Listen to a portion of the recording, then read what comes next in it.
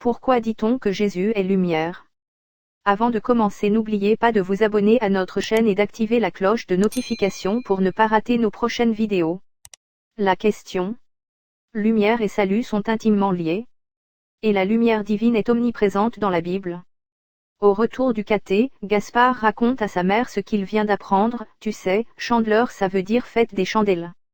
C'est pour rappeler que Jésus est lumière du monde. Léonie, sa petite sœur, demande aussitôt ce que cela veut dire. La maman explique que la fête de la Chandeleur est d'origine païenne. Dans l'Antiquité, on fêtait la sortie de l'hiver à la mi-février, lors de la fête des Lupercales, parce que les jours rallongent.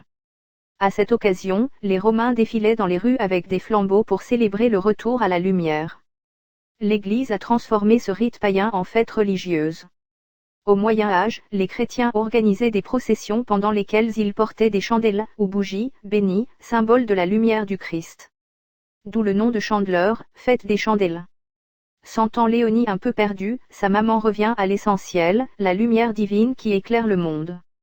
Pour montrer à un enfant que la lumière est souvent associée aux manifestations de Dieu dans la Bible, on peut relire quelques récits emblématiques comme Moïse et le buisson ardent, ou l'étoile qui guide les bergers jusqu'à la crèche où Jésus vient de naître, ou encore la conversion de saint Paul, alors qu'il n'est encore que Saul, persécuteur de chrétiens terrassé sur la route de Damas par une lumière céleste qui l'aveugle.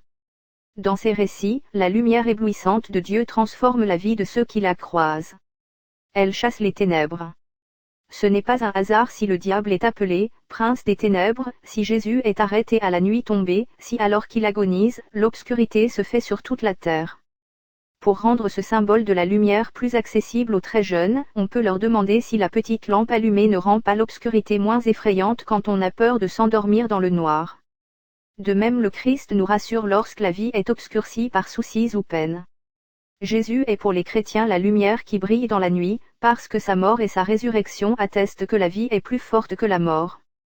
Et si, lors de la présentation au temple, Siméon, poussé par l'Esprit, prend l'enfant dans ses bras pour rendre grâce, c'est qu'il reconnaît en lui la lumière pour éclairer les nations.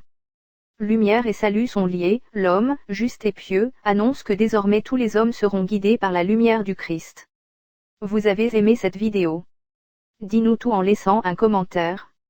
N'oubliez pas de mettre un pouce bleu, de vous abonner si vous avez aimé la vidéo et d'activer la cloche de notification pour ne pas rater nos prochains enseignements.